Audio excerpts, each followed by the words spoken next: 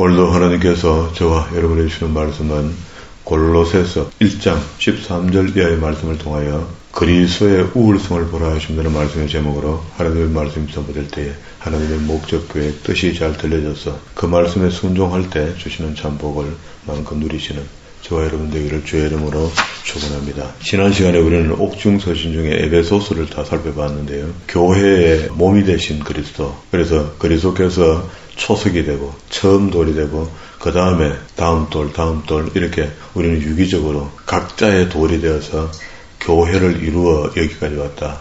그래서 이렇다고 해서 그 교회를 우리가 우상시하자는 것이 아니고 교회의 기능이 그렇다는 겁니다. 믿음의 사람들, 성령이 내주하는 사람들이 모이는 곳이 예배당이잖아요. 그러면 이제 예배당에 모여서 뭘 하느냐? 하나님을 경외하고 경배하는 것, 이런 겁니다. 그죠? 하나님께 예배하는 것을 하기 위해서 모였는데, 거기서 매일 이런저런 의논하고 하다가 다투고 이렇게 하면은 안 됩니다. 그래, 본질 아닌 것에 너무 신경 써서 거기에 에너지를 뺏기면 그 마귀가 기뻐하는 일 아닙니까? 주님께서는 그래서 몸된 교회에 와서 하나님의 비밀을 알고 경륜을 깨달은 사람들이 모여오면 그 사람들이 드리는 예배를 받고 싶어 하고요.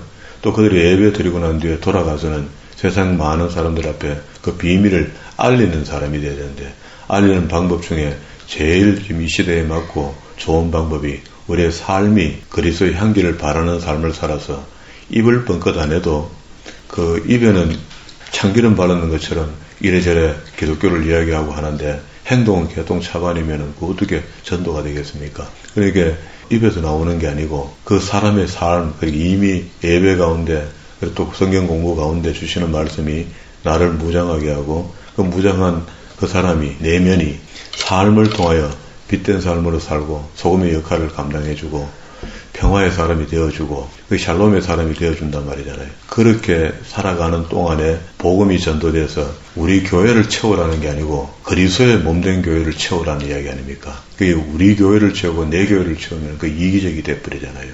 우리 편 만들고 자기 편 만들고 그렇잖아요. 그렇게 성경은 다 그걸 이야기하는데 우리는 모두 내 교회 우리 교회 채워갖고 무지하겠단 말입니까? 어쨌든 좀 더 폭넓은 마음을 먹고 내게 하나님이 나는 이곳에 뿌리 내리도록 실만한 물가로 귀한 교회를 줬기 때문에 이 교회에서 내가 해야 될 일은 내 사명은 이것이다 하고 배운 말씀을 통해서 나가서 많은 사람들에게 영향력을 미칠 수 있는, 복음의 영향력을 미칠 수 있는, 경륜에 영향력을 미칠 수 있는 그런 사람이 되었으면 하는 것이 에베소서의 이야기였고요. 그러면 골로새서는 머리 되신 그리스도, 그게 머리로부터 모든 명령들이 주어져서 온몸이 움직이잖아요. 그렇게 움직이는 것처럼 그게 그리스도를 우리가 모른다면 아무것도 모르는 거 아닙니까? 오늘 여기는 그리스도에 대한 이야기가 온통 우월성에 대한 이야기를 하는데요.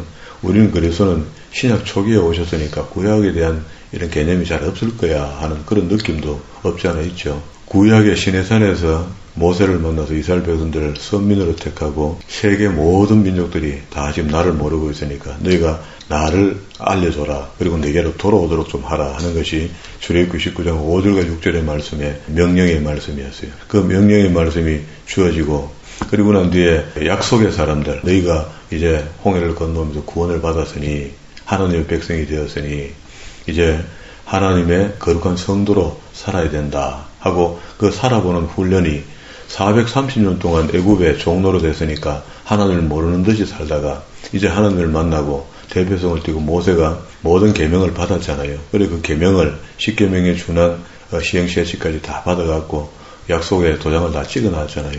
그래서 민수교에서 살아보는 과정 속에서 첫 번째 사람들은 다 실수한 거죠. 실수해서 자기 마음을 강박케 하고 하나님을 등지고 하다가 다 광야에서 죽었습니다. 그리고 난 뒤 2세대와 3세대에게 다시 모세가 율법의 계명을 더 상세하게 서술해서 설명했더니 그 말씀을 붙들고 잘 살 것 같았는데 여호수아가 죽고 난 뒤에 또 타락해버렸죠. 타락해서 이스라엘 역사가 쭉 흘러내려오던 중에 장차 구약 성경에서는 메시아가 오실 것을 계속 이야기했단 말입니다. 그게 비밀이 되는 거잖아요. 그 비밀을 오늘 여기 골로새에서 이야기해주고 있습니다. 그러면 이제 여기 아까 15절까지 우리가 읽었으니까 15절 봅시다. 그는 보이지 아니하는 하나님의 형상이요 모든 창조물보다 먼저 나신 자다 했는데 그는 누굽니까? 그리스도를 이야기하거든요. 그가 하나님의 아들 하나님이라는 겁니다. 그게 성부, 성자, 성령은 하나이시고, 그런데 모든 창조, 태초보다 더 앞서서 선제해서 계셨던 분이 그리스도다. 이렇게 얘기합니다. 그리고 그의 창조 사역은 어떤가? 16절에 만물이 그에게 창조되되 하늘과 땅에 보이는 것들과 보이지 않는 것들과 혹은 보좌들과 주관자들이나 정사들이나 권세들이나 만물이 다 누구? 예수로 말미암고 그를 위하여 창조되었고, 또한 그가 만물보다 먼저 계시고 만물이 그 안에 함께 섰느니라. 그는 몸인 그리스도의 머리라. 지난번에는 에베소서에는 그리스도의 몸이 다 교회로 표현했고, 이번에는 머리 대신 그리스도다. 머리는 기능이 그렇잖아요. 명령하고 지시하고 이런 것들을 할 수 있잖아요. 몸은 수용하는 거라 생각한다면. 그래서 몸인 교회의 머리라. 그가 근본이요 죽은 자들 가운데서 먼저 나신 자니 이는 친히 만물의 어뜸이 되시며, 자, 처음으로 죽었다가 부활하신 거야. 사람이 죽었다가 부활의 경험을 많이 하는 사람들이 우리 한간에 많이 있어서 그 사람들의 간증도 듣고 하긴 하지만, 그는 그리스도의 죽으신과 다시 살아난 건 달릴 겁니다. 부활이니까 형체가 바뀌어서 나타난 거 아닙니까? 그래서 음식도 먹을 수 있고, 그런데 문이 잠겼는데도 제자들 가운데 다시 쑥 들어오기도 하시고, 차원이 다른 몸으로 바뀌었다. 그렇게 우리가 지금 한간에 병원에서 숨이 거뒀다가 다시 살아나는 사람은 그 육신이 뭐 벽을 통과한다든가 그런 거 안 하잖아요. 그게 다른 겁니다, 그거는. 그리스도는 이제 이렇게 하시면서 만물 중에 어뜸이 되시는 분이다. 제일 처음으로 부활을 보여주신 분이고, 그러니까 그가 부활하신 것을 우리가 봤기 때문에 우리도 장차 나중에 죽어 부활할 것을 믿는 겁니다. 그러면 이제 창조 사역에서는 그리스도는 이렇게 일을 하셨기 때문에 우리가 그를 믿어드리는데 조금도 불편함이 없고, 성부, 성자, 성령은 하나이신 것을 인정하는데 조금도 문제가 없는 겁니다. 그리고 예수님은 나중에 오셨으니까 나중뿐이고, 그 다음에는 성령님이 오셨고, 이 순서를 정하면 안 돼요. 성부의 시대가 있었고, 성자의 시대가 있었고, 성령의 시대가 지금 있고, 그리고 나중에 또다시 성자 예수님께서 심판주로 오실 것을 우리는 전체를 다 믿는 겁니다. 그 일을 하시는 분이 하나님이 마스터 플레인 계획을 짜시고, 그 예수님께서 그 일을 행하셨고, 행하신 그것을 보존시키는 분이 성령님이란 말이에요. 그리고 마지막에 심판주로 오셔서 모든 것을 정리하겠다. 근데 이게 전부 다 성부, 성자, 성령이 하나이시다. 한 분이 하신 거다. 그리고 구약의 하나님이 말씀하신 모든 말씀들이 예수님께서 오셔서 옛말에 이렇게 이야기할 때, 그때 그 말에 할 때 내가 옛날에 했던 말 있지, 이런 말로 우리가 받아들여져야 돼요. 신약 성경을 읽을 때. 그리고 19절에는요 구원 사역에 대해서 이야기합니다. 아버지께서는 모든 충만으로 예수 안에 거하시게 하시고 그의 십자가의 피로 화평을 이루사 만물을 곧 땅에 있는 것들이나 하늘에 있는 것들을 그로 말미암아 자기와 화목해 되기를 기뻐하심이라. 전에 악한 행실로 멀리 떠나 마음으로 원수가 되었던 너희를, 하나님을 믿고 예수님을 안 믿는 거, 이것도 안 맞고요. 원래 우리가 이단으로 정죄할 때는요, 첫 번째 견뎌보는 것이 이 사람들이 신앙 속에 성부와 성자, 성령을 하나로 믿는가 안 믿는가, 그걸 따지는 겁니다. 우리는 정통이다 하면서 너무 예수 그리스도 이렇게 하면 단일 신론이 된다 그랬죠. 예수만 믿는 종교가 된다고. 그럼 이단 됩니다. 우리는 뭣도 모르고 그렇게 가르치고 그렇게 배우기도 하죠. 오직 예수 그리스도 이렇게 하죠.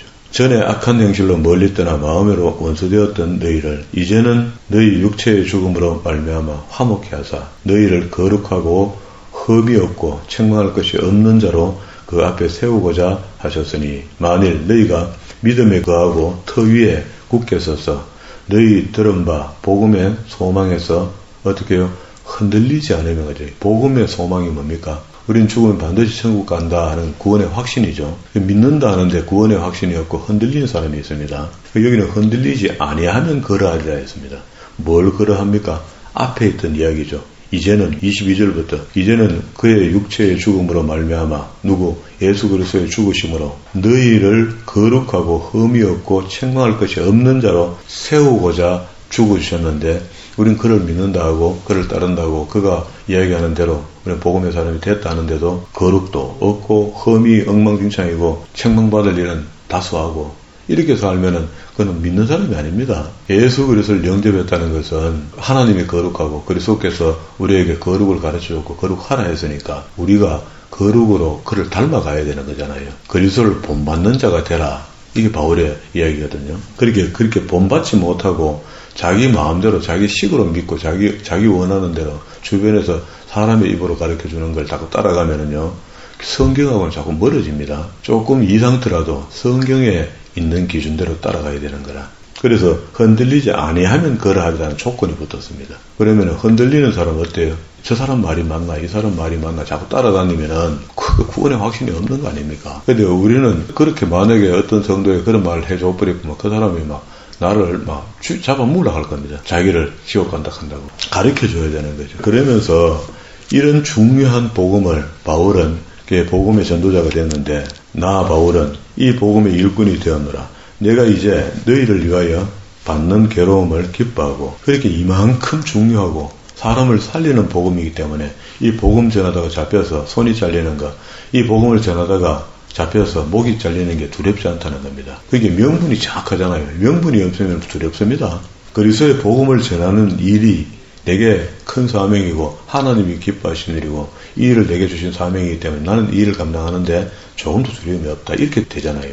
내가 너희를 위하여 받는 괴로움을 기뻐하고 그리스도의 남은 고난을 그의 몸된 교회를 위하여 내 육체를 채우느라. 이러면 내게 오는 온갖 고통을 나는 다 소화하겠다. 그러면 이제 우리 예수 믿는다는 것은 잘 먹고 잘 되고 잘 산다는 개념이 그거는 우리가 만든 거고요. 기복신앙 속에서 만들어낸 거고, 우리는 예수 그리스도를 믿는다는 것은 그리스도께서 우리한테 본을 보여주신 그 이후에 부족해서 부족한 것이 아니고 남아있는 사람들에게 그리스도를 표현하고 나타내는 어떤 모습을 보여주기 위해서라도 우리는 그리스도의 사람이 되었다면 그리스도의 죽으심, 이런 앞에 고난받고 했던 이런 것들에 대해서 그리스도의 몸된 교회를 위하여 나를 믿음의 고난, 그러게 복음 전하는 것으로 인하여 다가오는 고난들을 달게 받겠다. 그런 이야기잖아요. 그걸로 모자라서 채운다는 게 아니고 교회의 빛과 소금이 되어주겠다는 겁니다. 그죠? 내가 교회의 일꾼이 된 것은 하나님이 너희를 위하여 내게 주신 경륜이라겠죠. 이 경륜이 비밀인데, 그죠? 그게 이제 에베소서에서 경륜을 이야기했으니까 우리 구원의 여정을 설명하는 겁니다. 따라 하나님의 말씀을 이루려 함이니라. 이 비밀은 만세와 만대로부터 오므로 감추었던 것인데 이제는 그의 성도들에게 나타났고, 예수 그리스도를 믿음으로 구원을 받는 이 비밀이 믿으니까 성도가 된 거잖아요. 믿지 않는 사람에게 성도라 합니까? 아니죠. 하나님이 그들로 하여금 이 비밀의 영광이 이방인 가운데 어떻게 풍성한 것을 알게 하려 하심이라.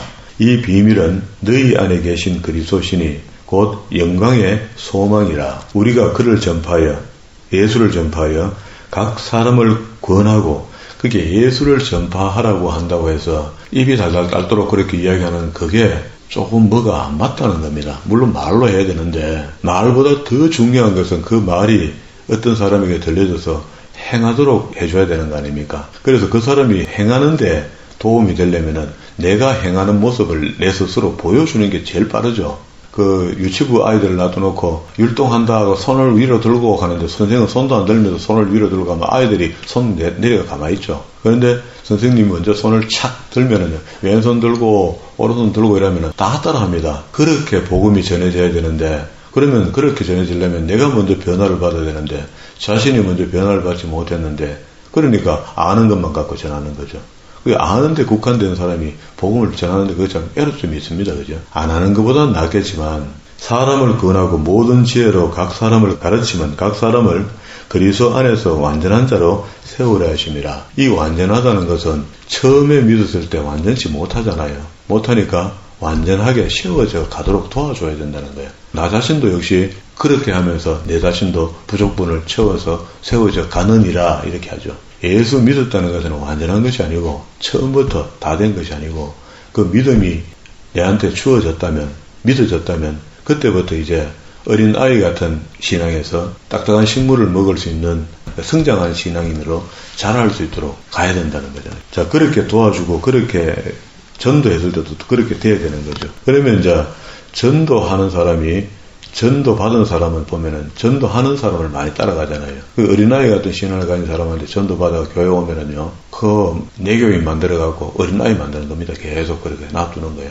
근데 성숙한 신앙인이 전도해서 교회 데리고 오면은요, 그 온 사람이 성숙한 신앙인을 돈 받아가요. 푸떡 하나 바뀐다고. 그럼 그런 거 많이 경험하잖아요. 이를 위하여 나도 내 속에서 능력으로 역사하시는 이의 역사를 따라 힘을 다하여 수고하노라. 무슨 수고? 복음을 전하는 수고인데, 이거는 말로도 했지만 자기 삶이 바울은 이미 바뀌어져 있기 때문에, 내가 너희한테 갔을 때 너희한테 내가 돈을 달라 하더나 하면서 답답한 소리 하면서 가죠. 헌금도 당연히 이거 해야 되는 게 맞지만은, 그게 너희가 성숙하지 못한데 헌금을 해서 어려운 교회 돕자 하려 했다가 시험 들면 어떻겠나 싶어 안 하는, 조심하는 그런 바울의 모습을 우리가 봤잖아요. 2장 1절입니다. 내가 너희와 라오디게아에 있는 자들과 물론 내 육신의 얼굴을 보지 못한 자들을 위하여 어떻게 힘쓰는 것을 너희가 알기를 원한다. 어떻게 힘쓴다 말입니까? 기도에 힘쓰는 거죠. 보지 못한 형제들을 위해서 기도하고 있다. 이는 2절 저희로 마음의 위안을 받고 사랑 안에서 연합하여 원만한 이해의 모든 부요에 이르러 하나님의 비밀인 그리스도를 깨닫게 하려 합니다. 내가 사나 죽으나 모든 목적이 이미 구원받았기 때문에 또 다른 세상의 삶을 우리는 살아야 되기 때문에, 그리고 또 장차 또 천국에 가야 되기 때문에 나를 변화시킨 상태에서 그 변화시킨 상태인 내가 그걸 본으로 보여줘야 된다는 거예요. 변화됐는데도 불구하고 옛사람을 자꾸 나타내서 상대에게 보이면은 그래도 되는가 싶어가 그렇게 따라가는 거죠. 그렇게 배울 거 아닙니까? 그래서 그리스도를 깨닫게 하려 함이라. 그 안에서 지혜와 지식의 모든 부하가 감추어져 있느니라. 이런 말씀을 지금 방금 제가 봤던 24절부터 2장 3절까지 있는 이런 이야기가 바울이 자신이 복음의 일꾼이 된 것을 이야기하는데, 이건 우리도 똑같습니다. 우리도 복음을 받아들여서 구원함을 입었고 경험했던 이 경험들을 나를 변화시키고 내 변화시킨 이 모습을 또 다른 사람에게 변화시킨 모습을 행함으로 보여줘서 그들이 예수 믿고 사람이 구원함을 입으면 저렇게 사람이 바뀌는구나, 좋게 바뀌는구나. 그런데 그런 느낌이 있어야지 전도가 될 거 아닙니까? 이 구원이라는 게 그렇다는 겁니다. 그러면 이제 바울이 골로새서를 기록하면서 앞에 그리스도의 창조사역과 구원사역에 대한 두 가지를 지금 설명했잖아요. 설명했는데, 자, 이렇게 이 편지의 주제를 기록할 때 앞에 인사말이 있어요. 인사말. 1절부터 우리 오늘 본문의 말씀 13절부터 읽었으니까 12절까지 있는 이야기인데요. 12절까지 있는 이야기에 한 인사의 말씀이 있고, 바울이 골로새 지역에 있는 교인들을 생각하니 하면서 이 편지가 에베소서, 골로새서, 빌립보서, 빌레몬서 4권을 감옥에서 적어서 그 두기고의 손에 붙여서 각 지역에 보내잖아요. 빌립보는 빌립보 지역에 보내고, 에베소, 골로새, 빌레몬 한 지역이죠. 에베소 지역에. 거기다가 보내는데, 이런 편지를 보내는데 그 앞에 서두에다가 바울이 기도와 감사하는 마음을 표하는 건데요. 앞에는 묵심자 인사죠. 1절과 2절은 하나님의 뜻으로 말미암아 그리스도 예수 사도된 바울과 형제 디모데는 골로새에 있는 성도들 곧 그리스도 안에 신실한 형제들에게 편지하노니 우리 아버지 하나님으로부터 은혜와 평강 카리스 샬롬 너희에게 있을지어다 하고, 이 편지가 전하는 사람은요, 앞으로 가면 에베소서 마지막 장에 한번 보세요. 에베소서 6장 21절 나의 사정 곧 내가 무엇을 하든지 너희에게도 알게 하려 하노니 사랑을 받은 형제요 주 안에서 신실한 일꾼 두기고를 모든 일에 너희에게 알게 하겠다. 편지에 쓴 것은 진리를 쓴 것이고요, 개인적인 사정은 두기고 입을 통해서 들으라 이렇게 했습니다. 그러니까 이 편지 4권을 갖고 하는 사람이 두기고라는 겁니다. 그죠? 두기고가 골로새도 갖고 가져가겠죠. 다시 골로새 1장 3절로 왔습니다. 우리가 너희를 위하여 기도할 때마다 하나님 곧 우리 주 예수 그리스도의 아버지께 감사하노라. 자, 첫 번째 뭘 감사하는 거 봅시다. 이는 그리스도 예수 안에 너희의 믿음과 모든, 두 번째 성도들에 대한 사랑을 들었기 때문에 그렇다는 거예요. 믿음과 사랑을 들었기 때문에. 그러니까 자기가 복음을 전해놓고 거기서부터 복음이 출발되어서 자기는 보지도 못한 사람도 있고요. 골로새에 지금 이미 자기가 교육시킨 사람도 있어요. 그 사람의 복음이 잘 전해져서 그 사람들이 변화받고 그 변화된 삶을 다시 또 다른 믿음의 사람들이 생겼다는 것을 듣고 감사하는데, 그게 뭘 했습니까? 믿음과 믿음 1, 사랑, 그들이 실천하는 사랑을 들었다는 거예요. 세 번째, 너희를 위하여 하늘에 쌓아둔 소망을 인함이라. 세 번째 소망이죠. 소망은 천국을 이야기하는 것이니까 믿음과 사랑의 현실적인 이런 일들을 해낼 때 그 사람들이 가지고 있는 것이 천국이 된다. 소망을 인함이라. 곧 너희가 전에 복음의 진리의 말씀을 들은 것이라. 이 복음이 이미 너희에게 이르매 너희가 듣고 참으로 하나님의 은혜를 깨달은 날로부터 너희 중에서가 같이 또한 온 천하에서 열매를 맺는지라. 그러니까 복음 전하고 갔던 그곳에는 그곳에만 꽃이 피는 게 아니고 민들레 홀씨가 되어서 다 날아가서 거기서 하나가 떨어졌더니 또 날아가가 또 퍼지고 또 날아가 또 퍼지는 그런 현상이 벌어졌다. 이와 같이 우리가 함께 종된 사랑하는 에바브라에게 너희가 배운다니 에베소에서 이분이 바울에게 배우고 교육자로 파송되어 나가 일을 한 것 같아요. 그래서 에바브라에게 너희가 배운다니 그는 너희를 위하여 그리스도의 신실한 일꾼이요 성령 안에서 너희 사랑을 우리에게 고한 자라. 이로써 우리도 듣던 날로부터 선교 보고책으로 이제 들은 겁니다. 선생님이 이렇게 지금 잘 되고 있습니다. 이렇게 했더니 그래서 너무 감사해서 기도하기를 거치지 아니하고 구했는데 너희로 하여금 모든 신령한 이런 기도를 해줬다는 거야. 성도를 위해서. 봐요. 성도를 위해서 생각해 보니까 아이고 그 인간 그래가 그 교회를 엉망만 그래가 되겠나 하고 근심이 되면 왜 합니까? 근심이 아니고 듣는 순간부터 바울이 얼굴도 못 본 성도도 있고 알고 있는 성도도 있고 그들이 그렇게 했나 하고 기도합니다. 신령한 지혜와 총명의 하나님의 뜻을 아는 것으로 채우게 도와주옵소서. 진짜 기도죠. 이런 거는 진심으로 하는 기도죠. 교육자가 주께 합당히 행하여 두 번째 범사에 기쁘시게 하시고. 제가 여러분을 위해 기도하는데 우리 교회 권속들이 범사에 행하여 무슨 일을 하든지 기쁜 마음으로 하게 하시고 이런 기도 아닙니까? 그렇게 우리는 기도의 버릇이 잘못 들어가. 저도 그렇고 우리 한국교회 모든 교인들이 다 거의 다 그런 것 같아요. 달라부터 시작해서 복 아닌 거는 이야기 안 하니까. 그런데 정작 그렇게 빌었는데도 복 받는 사람은 많지 않잖아요. 그냥 진실한 게 필요합니다. 선한 일에 열매를 맺게 하시며 저도 빕니다. 여러분들이 선한 일에 열매를 맺기 바랍니다. 그리고 또 하나님을 아는 것에 자라나게 하시고. 여러분 다 안 게 아니잖아요. 배워도 다 못다 배우는 게 하나님의 속성이잖아요. 성경을 통해서 겸손한 마음으로 배우셔야 됩니다. 다섯 번째, 그 영광의 힘을 쫓아 모든 능력으로 능하게 하시며. 그러니까 하나님의 능력을 받아야 됩니다. 하나님의 능력이 내게 임하였다는 것은요, 하나님이 나를 붙들고 서신다는 거잖아요. 서려고 기능을 주는 거지. 기능을 줬는데 안 쓰면은 이 반칙이잖아요. 그런데 우리가 이때까지 받았다는 것은 보편적인 은혜라 생각하고 진짜로 하나님께서 제대로 된 은혜를 사용할 기능이 되었을 때 안 주시겠단 말이야. 특별한 은사를 받는다. 능력으로. 여섯 번째, 기쁨으로 모든 견딘과 오래 참음에 이르게 하고. 조금 참아봐야 되죠. 입에서 부글부글 끓는다고 막 입으로 다 토해내고 나면 돌아서면 후회하잖아요. 내가 말을 너무 세게 했고 잘못했고. 그럼 매일 관계가 깨졌다가 약간 회복되면 또 깨버리고 약간 회복됐다 또 깨버리고 이러면 그래가 어떻게 진실한 기도를 얻겠습니까? 교육자는 성도를 위해서 기도해야 되잖아요. 그런데 그 형식적인 기도하는 그건 누가 뭐합니까? 그렇지 않습니까? 반대로 오늘 우리도 똑같습니다. 어차피 나온 교회에 좋은 관계를 이루고 있으면 좋은 감정이 생기고 좋은 감정이 있어야지 애틋한 기도가 될 거 아닙니까? 그러면은 뭘 기도해달라, 뭘 기도 안 해달라 이런 게 없어도 바울이 지금 하는 거 보세요. 기쁨으로 모든 견딘과 오래 참음에 이르게 하시고 우리로 하여금 빛 가운데서 성도의 기업의 부분을 얻기에 합당하신 아버지께 감사하기를 원한다. 이렇게 하죠. 이게 성도의 기업이라는 게 온갖 게 다 포함되어 있잖아요.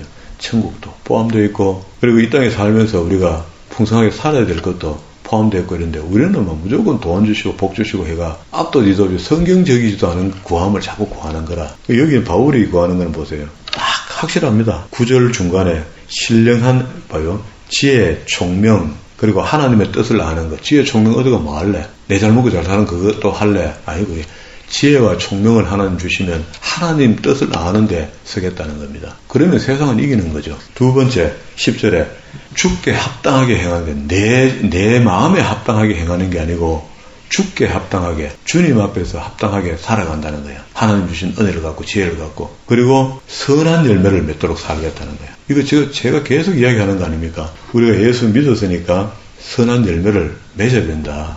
네 번째 하나님을 아는 것. 그게 하나님 주신 지혜와 총명으로 그게 하나님을 아는 것, 그리고 영광의 힘을 쫓아 모든 능력으로 능하게 하시며, 다섯 번째, 기쁨과 모든 견딤으로 기쁨. 그리고 마지막에 성도의 기업의 부분, 이렇게 이야기했습니다. 그러니까 이런 풍성한 기도를 바울이 골로새 교인들을 위하여, 알지도 못하는 형제를 위하여, 또 알고 있는 형제를 위하여 이렇게 기도했습니다. 서문에서 이런 기도를 하면서 복을 빌고 있는데, 교육자와의 관계가, 성도의 관계가 이 정도는 돼야 되겠죠. 그렇게 교육자는 성도를 향하여 기도할 때마다 절절한 이런 수준 있는 기도를 드릴 수 있도록 되고, 그러면 성도는 또 교육자에 대해서 또 위하여 기도할 수 있는 부분도 있을 것이고, 교육자의 관계가 부드럽지 못하면 성도는 굉장히 힘들어집니다. 목회자도 역시 힘들어지겠죠. 목회가 안 힘들겠습니까? 그리고 이제 뒤에 바울이 내가 소개한 그리스도는 얼마나 우월한가를 설명할 때에, 우린 그리스도는 신약에 오신 분으로만 이해하기 쉬운데 그게 아니고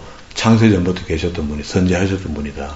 그리고 그분이 우리에게 직접적으로 관계 있는 것은 이방인인 우리에게 구원 사역을 완성시켜 주신 분인 것을 알아라는 거예요. 그리고 우리는 특별히 더 예수님에 대해서 더 감사해야 돼요. 유대인들은 그렇게 저렇게 해가고 어쩌다가 메시냐주가 나타나고 이렇게 되는데, 우리는 완전 까마득히 잊을 뻔했죠. 3,500년 전에 시내산에서 있었던 그 명령이 유대인들이 한 1,500년을 갖고 놀다가 엉망되어 버렸고, 이제 결국 그리스도께서 오셔서 2000년 동안 온 세상에 세계 다 내 것이다는 이 명령이 집행됐잖아요. 집행됐는데 그게 이방인의 사도로 처음 시작했던 바울의 입술을 통해서 선포됐던 복음이 이제 겨우 120-30년 전에 한국에 들어온 거 아닙니까? 어마어마한 일 아닙니까 이게? 그러면 1800년 가까이 어디로 가 있었다가 이제 돌아왔단 말이야. 1850년 가까이. 120년 전에 한국에 돌아왔다는 이 자체가 얼마나 소중합니까? 그냥 경제가 문화가 발달되는 이런 거는 개념 다 제쳐놓고, 정말로 이 복음이 내한테 도착했다는 것은, 만약에 도착 안 해서 뭐 할 건데? 그럼 구원이 없는 거 아닙니까 우리한테? 이런 그 긴박한 상황 속에 이 복음이 내게 전해졌으니까 이제 폐일은 하고 우리는 건강한 성도의 삶을 살아내야 된다. 그런 이야기입니다.